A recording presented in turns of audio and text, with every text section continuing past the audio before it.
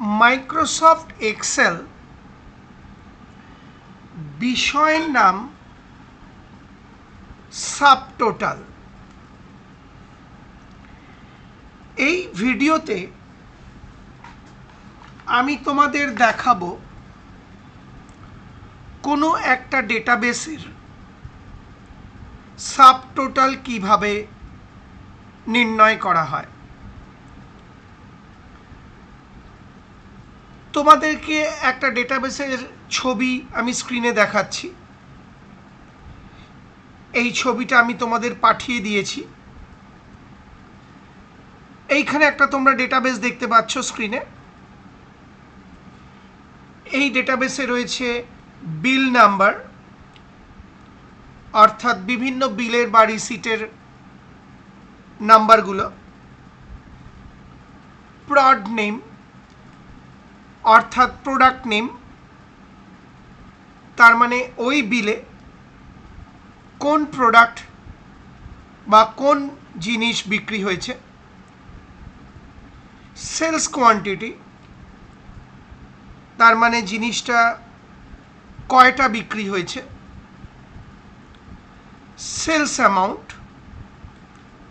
অর্থাৎ প্রোডাক্টটা কত টাকার বিক্রি হয়েছে। এই ডেটাবেসটা থেকে এবার আমরা সাবটোটাল নির্ণয় করব,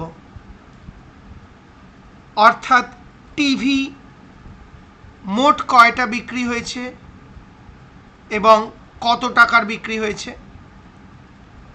কম্পিউটার মোট কয়টা বিক্রি হয়েছে, কত টাকার বিক্রি হয়েছে মোট। মোবাইল ফোন মোট কয়টা বিক্রি হয়েছে, মোট কত টাকার বিক্রি হয়েছে। এই বিষয়গুলো লক্ষ্য করো কিভাবে করছি। প্রথম কাজ হচ্ছে তোমাকে ডেটাবেসটাকে এই প্রোডাক্ট নেমের ওপর সিম্পল সর্ট করে নিতে হবে,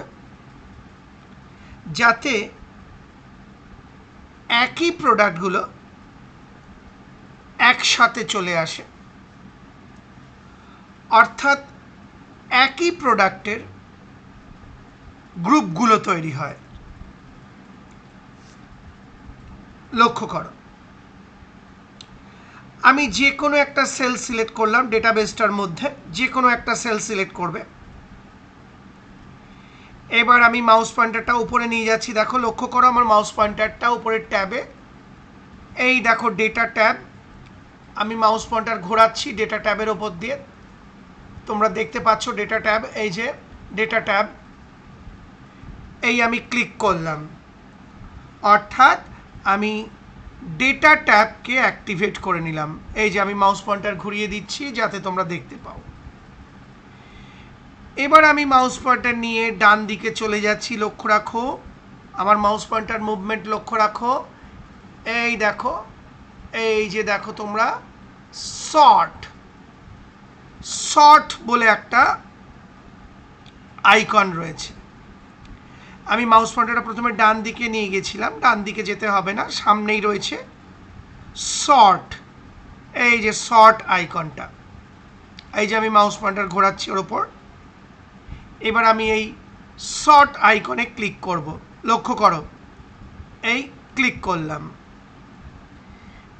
যেই আমি এই সর্ট আইকনে ক্লিক করলাম, সঙ্গে সঙ্গে একটা ডায়লগ বক্স চলে এলো। দেখো, এই যে ডায়লগ বক্সটা এসে গেছে, লেখা রয়েছে সর্ট।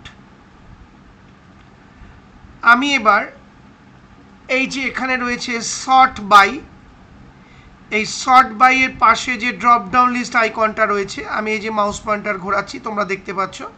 এই যে মাউস পয়েন্টার ঘোরাচ্ছি, এই সর্ট বাই এর পাশের ড্রপ ডাউন লিস্ট আইকনে ক্লিক করলাম। সঙ্গে সঙ্গে আমার কলাম হেডিংগুলো দেখিয়ে দিচ্ছে, অর্থাৎ ডেটাবেসের যে কলাম হেডিংগুলো রয়েছে, এই যে স্ক্রিনের বাঁ দিকে দেখো, সেই কলাম হেডিংগুলো এখানে শো করছে। এখান থেকে আমি সিলেক্ট করলাম প্রড নেম। এই দেখো প্রড নেম, আমি মাউস পয়েন্টার ওপর দিয়ে নাড়াচ্ছি, দেখতে পাচ্ছ এই যে প্রড নেম, আমি সিলেক্ট করলাম প্রড নেম। এবার আমি মাউস পয়েন্টার নিয়ে যাচ্ছি ডান দিকে, লক্ষ্য করো এইখানে দেখো অর্ডার, অর্ডার বলে আরেকটা ড্রপ ডাউন লিস্ট আইকন রয়েছে। এই যে অর্ডার, এই দেখো এখানে লেখা রয়েছে অর্ডার, আর এইখানে দেখো একটা ড্রপ ডাউন লিস্ট আইকন রয়েছে। এই যে আমি মাউস পয়েন্টার ঘোরাচ্ছি বারবার যাতে তোমরা দেখতে পাও, এই অর্ডার ড্রপ ডাউন লিস্টে ক্লিক করলাম। এখান থেকে আমি সিলেক্ট করব A to Z, অর্থাৎ প্রোডাক্টগুলোকে A to Z অনুযায়ী, অর্থাৎ অ্যালফাবেটিক্যালি A to Z অনুযায়ী সর্ট করব বা বিন্যাস করব। তাহলে লক্ষ্য করো এই যে A to Z আমি সিলেক্ট করলাম A to Z। তাহলে কি দাঁড়ালো, সর্ট বাই প্রড নেম। এখানে ভ্যালুসটাকে কোনো চেঞ্জ করবে না, ভ্যালুস মানে ডেটাগুলোকে বোঝাচ্ছে। অর্ডার A to Z, তার মানে ডেটাবেসে এই প্রোডাক্টের নামগুলো A to Z বা অ্যালফাবেটিক্যালি সজ্জিত হবে বা বিন্যস্ত হবে। এবার লক্ষ্য করো এই ডায়লগ বক্সের নিচে রয়েছে ওকে বাটন। এই যে আমি মাউস পয়েন্টার ঘোরাচ্ছি, দেখো ওকে বাটন রয়েছে, এই যে ওকে বাটন। এবার আমি ক্লিক করলাম। যেই ক্লিক করলাম তোমরা ডেটাবেসে দেখো কম্পিউটারগুলো এক জায়গায় হয়ে গেছে, মোবাইল ফোনগুলো এক জায়গায় হয়ে গেছে, টিভিগুলো এক জায়গায় হয়ে গেছে, এবং প্রোডাক্ট নেমগুলো alphabetically A to Z sort হয়ে গেছে। দেখো লক্ষ্য করো আমি হাইলাইট করে বোঝাচ্ছি। আর শর্টের বিষয়টা আমি তোমাদের অনেক আগে ভিডিওতে বুঝিয়ে দিয়েছি, কাজে শর্ট সম্বন্ধে এখন আমি ডিটেলে আলোচনা করব না।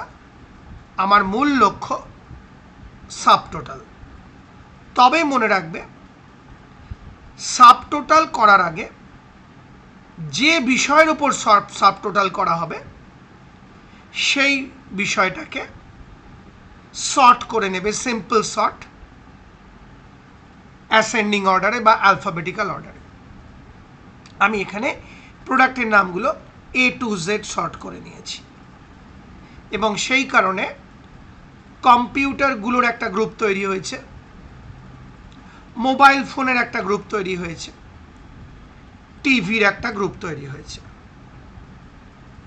আশা করি বুঝতে পারলে। এইবার আমি সাবটোটাল করব প্রত্যেকটা প্রোডাক্টের।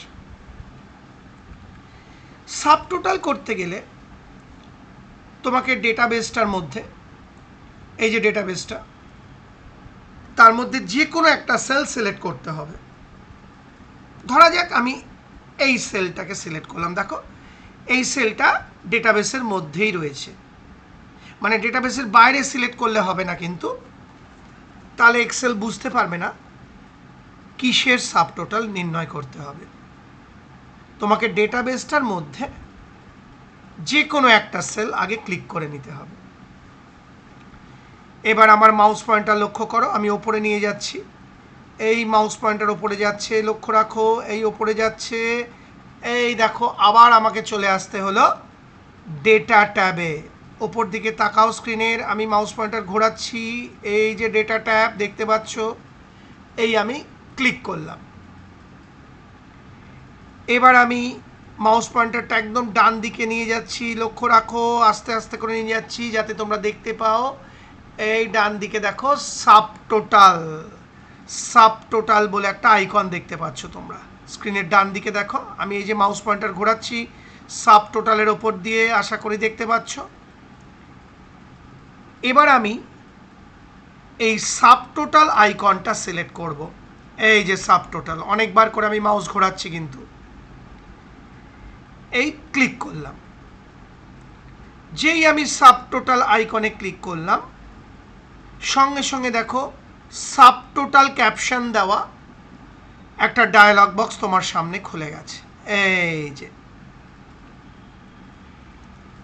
এখান থেকে দেখো লেখা রয়েছে অ্যাট ইচ চেঞ্জ ইন, এর পাশের যে ড্রপডাউন লিস্ট আইকনটা রয়েছে, এই যে ড্রপডাউন লিস্ট আইকনটা, এটায় ক্লিক করবে। এখান থেকে আমি সিলেক্ট করব প্রড নেম। প্রড নেম, এই যে প্রড নেম, আমি মাউস পয়েন্টার ঘোরাচ্ছি, এই ক্লিক করলাম।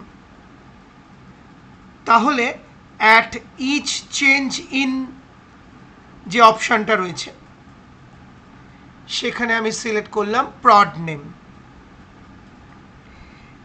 ইউজ ফাংশন সাম সিলেক্ট করাই আছে, এটাকে একদম নাড়াবে না, যেরম আছে সেরম থাক। আবার বলছি, ইউজ ফাংশন সাম এটা সিলেক্ট করাই থাকছে, তোমরা কোনো হাত দেবে না, কিচ্ছু চেঞ্জ করবে না। এবার নিচে দেখো আরেকটা অপশন দেখাচ্ছে অ্যাড সাবটোটাল টু। এখানে অলরেডি সেলস অ্যামাউন্টটা সিলেক্ট করাই আছে বা অ্যাক্টিভেট করাই আছে, যেরম আছে থাকুক। আমি এখানে অ্যাক্টিভেট করব সেলস কোয়ান্টিটি। এই যে আমি মাউস পয়েন্টার ঘোরাচ্ছি, এই যে সেলস কোয়ান্টিটি, এই যে দেখতে পাচ্ছ। আমি এবার এই সেলস কোয়ান্টিটি পাশের যে চেক বক্সটা বাঁদিকে, ওর ওপর রাখলাম মাউস পয়েন্টার। এই যে দেখতে পাচ্ছ সেলস কোয়ান্টিটির পাশে যে চেক বক্সটা আছে ওখানে মাউস পয়েন্টার রেখেছি। এবার একটা ক্লিক করলাম, সঙ্গে সঙ্গে সেলস কোয়ান্টিটিটাও অ্যাক্টিভেট হয়ে গেল। তাহলে কি দাঁড়ালো? At each change in prod name, অর্থাৎ যখনই প্রোডাক্ট নেম চেঞ্জ হবে, ইউজ ফাংশন সাম, সঙ্গে সঙ্গে সাম ফাংশনটা অর্থাৎ যোগ করার ফাংশনটা ব্যবহার হবে, আর সেলস কোয়ান্টিটির ভ্যালুগুলো আর সেলস অ্যামাউন্টের ভ্যালুগুলো যোগ হয়ে যাবে।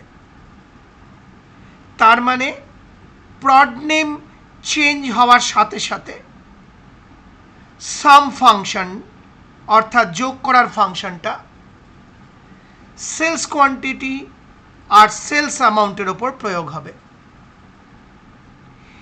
এখানে দেখো লেখা রয়েছে রিপ্লেস কারেন্ট সাবটোটাল, এটা অন করা রয়েছে বা অ্যাক্টিভেট রয়েছে, তাই রাখবে, কোনো চেঞ্জ করবে না। অর্থাৎ আগে থেকে যদি কোনো সাবটোটাল করা থাকে সেটা নতুন সাবটোটাল দিয়ে রিপ্লেস হয়ে যাবে।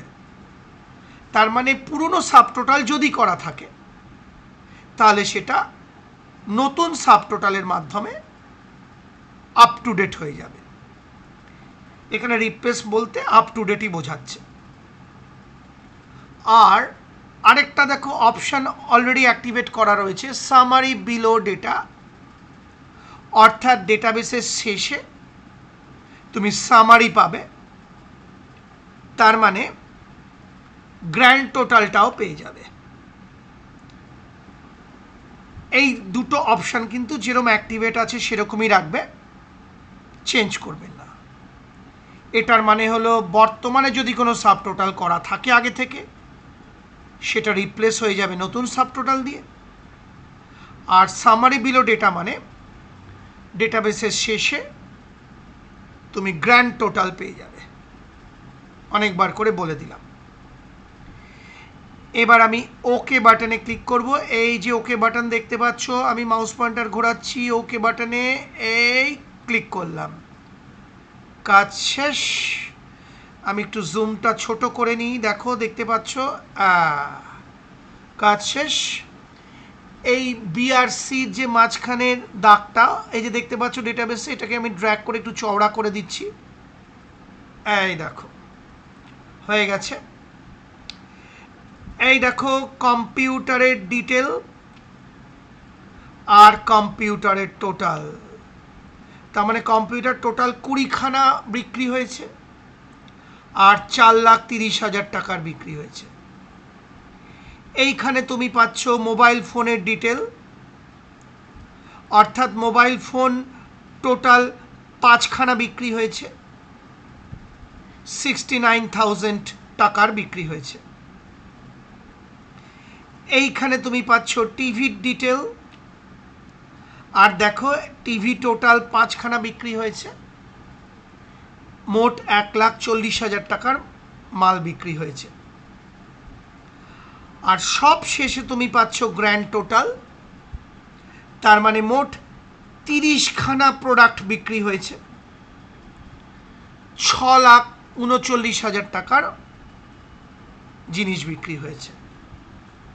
তার মানে ডেটাবেসের শেষে তুমি একটা গ্র্যান্ড টোটাল পেয়ে যাচ্ছ, যার থেকে তুমি পাচ্ছ মোট কটা দ্রব্য বিক্রি হয়েছে, মোট কত টাকার বিক্রি হয়েছে। তার মানে ইন্ডিভিজুয়াল টোটাল তো পাচ্ছ এই প্রোডাক্টগুলোর, এই যে আমি হাইলাইট করে দেখাচ্ছি ইন্ডিভিজুয়াল টোটাল, দেখতেই পাচ্ছ এগুলো হচ্ছে ইন্ডিভিজুয়াল প্রোডাক্টের ডিটেল। আর গ্র্যান্ড টোটালে পাচ্ছ সমস্ত প্রোডাক্ট মিলিয়ে তার ডিটেল। অত্যন্ত দরকারি বিষয় এই সাব টোটাল, আশা করি বুঝতে পারলে। সেই সঙ্গে আমার এই ভিডিওটি, অর্থাৎ কিভাবে সাব টোটাল নির্ণয় করতে হয় দেখিয়ে ভিডিওটি শেষ হলো।